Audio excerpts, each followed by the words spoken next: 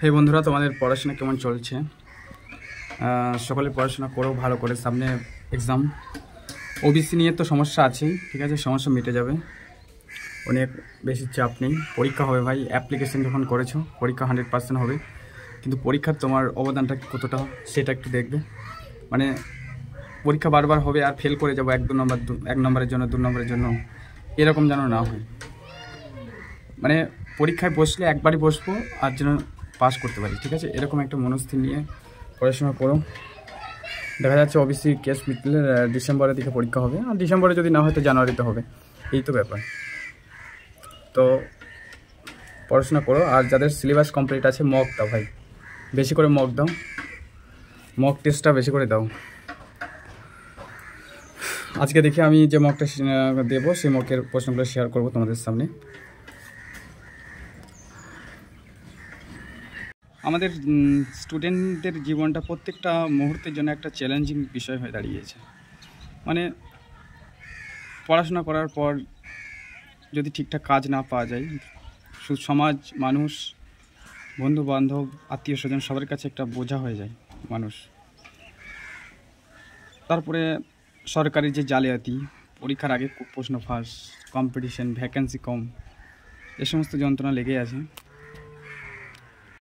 তো যাই হোক, আমার মকে কত নাম্বার হলো না হলো ওর শুনতে হবে না, মানে খুব খারাপ নাম্বার হয়েছে, 50%-এর থেকে একটু বেশি। যা হোক, অতটা ওই ধরনের নম্বর আমি আশা করিনি, কিন্তু খারাপ হয়েছে। যা হোক, যে প্রশ্নগুলো এসেছিলো সেগুলো আমি তোমাদের সামনে শেয়ার করছি। আমার সেটে যে প্রশ্নগুলো ছিল সেই প্রশ্নগুলো নিয়ে আমি ডিসকাস করছি। তো প্রথম যে প্রশ্নটা ছিল, জালিয়ানওয়ালাবাগ হত্যাকাণ্ড কোথায় হয়েছিল? দিল্লি, অমৃতসর, অবশ্যই অমৃতসর, পাঞ্জাবের অমৃতসরে জালিয়ানওয়ালাবাগ হত্যাকাণ্ড হয়েছিল। সাধারণত রাওলাট আইনের প্রতিবাদস্বরূপ এই জালিয়ানওয়ালাবাগ হত্যাকাণ্ড হয় 1919 সালের 13 এপ্রিল, যে সৈফুদ্দিন কিচলু আর সত্যপাল মালিক, যে দুজন রাওলাট আইনের বিরুদ্ধে প্রতিবাদ করায় তারাকে গ্রেপ্তার করা হয়েছিল, যার প্রতিবাদস্বরূপ পাঞ্জাবের অমৃতসরে জনতা একটা মহা মিছিল করেছিল। কিন্তু এই মিছিলের মধ্যেই জেনারেল ডায়ার গুলি করতে নির্দেশ দেয়, যার ফলে অনেক প্রায় 350-370 উপর মানুষ নিহত হয় সঙ্গে সঙ্গে ওখানেই, যা ইতিহাসে জালিয়ানওয়ালাবাগ হত্যাকাণ্ড নামে পরিচিত।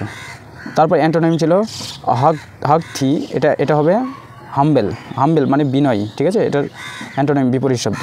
আচ্ছা, তারপর ভারতের গণতন্ত্র পদ্ধতি হলো কি? বহুদলীয়, সংসদীয়, দ্বিদলীয় সংসদীয়, বহুদলীয় সংসদীয়। ভারতের গণতন্ত্র পদ্ধতি হচ্ছে বহুদলীয় সংসদীয়। ভারতে বহুদলীয় সংসদ আছে। এখানে একটা প্রশ্ন ছিল যে ডুয়ার্স কোন হিমালয়ের অংশ? হিমাদ্রি, হিমাচল, শিবালিক, পশ্চিম হিমালয়। এটা হবে ডুয়ার্স হচ্ছে শিবালিক হিমালয়ের অংশ। হিমালয়কে উত্তর থেকে দক্ষিণে 3 ভাগে ভাগ করা হয়, হিমাদ্রি, হিমাচল আর শিবালিক। আচ্ছা, এখানে 13 নম্বর যে প্রশ্নটা ছিল, দ্বিতীয়বারের জন্য সুভাষচন্দ্র বসু কংগ্রেস সভাপতি নির্বাচিত হয়েছিলেন কোথায়?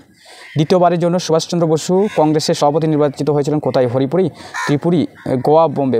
গোয়া বোম্বে তো হবে না, হরিপুরি 1938 সালে অধিবেশনটা হয়েছিল, সেখানে সুভাষচন্দ্র বসু প্রথম সভাপতি হন, যেটা গুজরাটের মধ্যে পড়ছে। কিন্তু দ্বিতীয়বারে ত্রিপুরাতে হয়েছিল 1939 খ্রিস্টাব্দে, যেখানে সুভাষচন্দ্র বসু সভাপতি হয় কংগ্রেসের। পরবর্তীকালে তিনি সেই বছরই আবার ফরওয়ার্ড ব্লক গঠন করেছিলেন, অর্থাৎ 1939 সালে। আচ্ছা, এখানে একটা ইংলিশের প্রশ্ন ছিল, fill in the blanks with the right words. A duck is bird to duck is. আচ্ছা, হাঁস হচ্ছে পাখি, কিন্তু পাখি হয় কি? এটা অ্যান্সার নিয়েছে ডাক, অর্থাৎ পাতিহাঁসকে বোঝাচ্ছে। তার অ্যান্সার নিচ্ছে টু অ্যাভয়েড, এটা আমার ভুল হয়েছিল। আচ্ছা, 17 নম্বরে এখানে প্রশ্ন ছিল যে কোন রাজার প্রকৃত নাম ফরিদ খাঁ? এখানে মোহাম্মদ বিন তুগলক, গিয়াসউদ্দিন বলবন, শেরশাহ আর বাবর। এটা অ্যান্সার নিয়েছে শেরশাহ, ঠিক আছে। আর মোহাম্মদ বিন তুগলকের প্রকৃত নাম হচ্ছে জুনা খাঁ, আর গিয়াসউদ্দিন বলবনের বাহাউদ্দিন। আর এখানে ছিল বাবর হচ্ছে মোগল সম্রাট। আচ্ছা, দিলীপ ট্রফি কোন খেলার সঙ্গে যুক্ত? ফুটবল, দাবা, cricket, tennis. Dilip trophy cricket খেলার সঙ্গে যুক্ত, এটা 1961-62 সালের সময় চালু হয়। এখানে this is the dash post office to my house. এখানে অপশন এ ফারদেস্ট অ্যান্সার নিয়েছে, তো ফারদেস্ট অ্যান্সার হবে। এটা ইম্পর্টেন্ট প্রশ্ন। 2026 সালের শীতকালীন যে অলিম্পিক কোথায় অনুষ্ঠিত হয়েছিল? 2026 সালের শীতকালীন অলিম্পিক কোথায় অনুষ্ঠিত হয়েছিল? Australia, France, Italy, America. এটা হবে ইতালি। ইতালিতে অনুষ্ঠিত হবে। ইতালির রাজধানী হচ্ছে রোম। 2026 সালে শীতকালীন অলিম্পিক ইতালিতে অনুষ্ঠিত হবে। এখানে নিম্নের কোন প্রাণীটি আলাদা? ঘোড়া, জেব্রা, সিংহ, বাঘ। অবশ্যই ঘোড়া, বাকি যেগুলো প্রাণীগুলো আছে জেব্রা, সিংহ, বাঘ এগুলো গৃহপালিত প্রাণী নয়, কিন্তু ঘোড়া গৃহপালিত প্রাণী। এখানে একটা প্রশ্ন ছিল, কত সালে ভোটাধিকার বয়স 21 থেকে কমিয়ে 18 বছর করা হয়? 1999, 1992, 1989। অবশ্যই 1989 61তম সংবিধান সংশোধনীর মাধ্যমে। 61তম সংবিধান সংশোধনের মাধ্যমে, এটা ইম্পর্টেন্ট। এখানে একটা প্রশ্ন আছে যে নকরেক বায়োস্ফিয়ার রিজার্ভ কোন রাজ্যে অবস্থিত? এটা অ্যান্সার নিয়েছে মেঘালয় রাজ্যে। ভারতের নির্বাচন commissioner election commissions of India কবে স্থাপিত হয়? 1950, 1951, 1947, 1960। অবশ্যই 1950 সালে 25শে জানুয়ারি ভারতের ইলেকশন কমিশন অফ ইন্ডিয়া গঠিত হয়েছিল। প্রথম নির্বাচন কমিশনার ছিলেন সুকুমার সেন। প্রথম নির্বাচন কমিশনার হচ্ছে সুকুমার সেন। আচ্ছা, বিশ্বের প্রথম এনার্জি আইল্যান্ড কোথায় অবস্থিত? ডেনমার্কের। ইংলিশ থেকে একটা প্রশ্ন ছিল, appropriate preposition, what is the time dash your watch. Watch বোঝাতেই তার আগে বাই প্রিপোজিশন বসে, ঠিক আছে, এটা বাই হবে। কোন রাজ্যের প্রধান উৎসব ওনাম? তামিলনাড়ু, আসাম, কেরালা। কেরালার প্রধান উৎসব হচ্ছে ওনাম, এটা হচ্ছে নৌকা উৎসব। আচ্ছা, তামিলনাড়ু হচ্ছে পঙ্গল, বিহু হচ্ছে অসমের, আর পশ্চিমবঙ্গে তো অনেক আছে, ছো, গম্ভীরা। এখানে প্রশ্ন ছিল বেটি বাঁচাও বেটি পড়াও প্রকল্প কবে চালু হয়েছে? এটা 2015 সালে বেটি বাঁচাও বেটি পড়াও প্রকল্প চালু হয়েছে।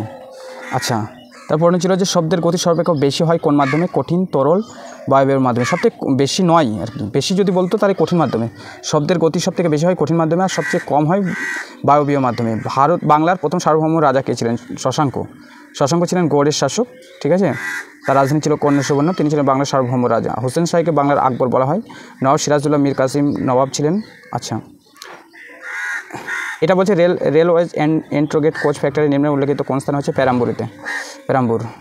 সংবিধান কোন ধারা অনুযায়ী ভারতরত্ন প্রদান করা হয়? সংবিধানের কোন ধারা অনুযায়ী ভারতরত্ন প্রদান করা হয়? এটা 18 নম্বর ধারায়। 18 নম্বর ধারায় ভারতরত্ন প্রদান করা হয়। রেস্ট গপ্তার পত্রিকার সূচনা কে করেছেন? রেস্ট গপ্তার পত্রিকার সূচনা করেছেন দাদাভাই নৌরোজি। এখানে বলছে I have just finished the novel. এখানে একটা ভয়েস চেঞ্জ ছিল, তো এটা অ্যান্সার হবে ডি। এটা দ্য নোভেল হ্যাভ থাকার জন্য হ্যাভ বিন হবে।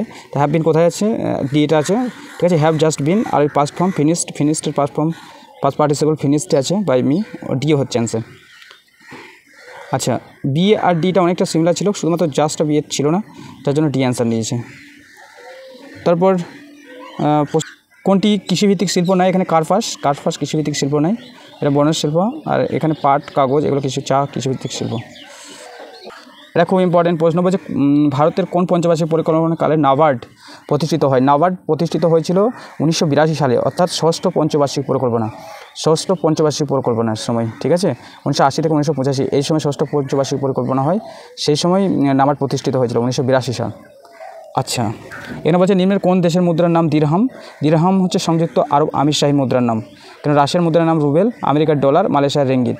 অতএব এটা অ্যান্সার হবে সংযুক্ত আমিরশাহী মুদ্রার নাম হচ্ছে দিরহাম।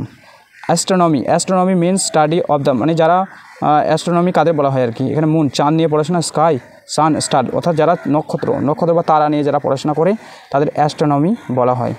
এ হচ্ছে 85টা প্রশ্ন, তো যেগুলো ছিল আমি কারেকশন করে নিলাম।